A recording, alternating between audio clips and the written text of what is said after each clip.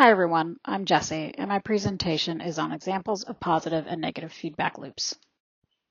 Our reading describes feedbacks as two-way connectors between variables that can either reinforce change, such as positive feedbacks, or dampen change, such as negative feedbacks. So contrary to their names, positive feedback loops can be destabilizing, while negative feedback loops can be balancing to ecosystems.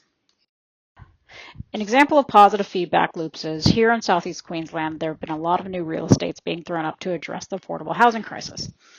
In doing so, some developers have been converting coastal areas with mangroves since coastlines are in high demand. In doing so, they cut down the mangroves, and this not only destroys marine life, it makes the coastlines more vulnerable to erosion. This in turn weakens any remaining mangroves, making them less resilient to storms, and leads to further mangrove deforestation.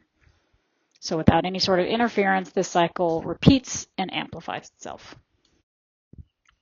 An example of negative feedback loops include, as atmospheric temperatures rise, the atmosphere's ability to hold moisture increases, which leads to higher concentrations of cloud coverage globally.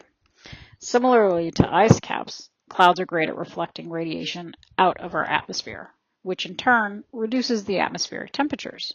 And as temperatures decrease, so does the cloud concentration, and the cycle repeats. This is an example of how one variable impacts another, and in turn leads to a regulating or balancing effect, thus stabilizing the system it impacts. So, think of how we can use this knowledge to recognize crucial feedback relationships in our world to ensure we do not disrupt balances or perhaps recognize an imbalance so that we can support a proper corrective plan. This understanding of feedback loops is invaluable to people across a variety of professions, not exclusive to conservationists, such as with people who work in business, policymakers, and voters. So next time you're thinking the world is better off with certain elements, think about the potential impacts to the environment and the feedback loops at play that you may imbalance. Thanks for watching. I'll see you all on the discussion board.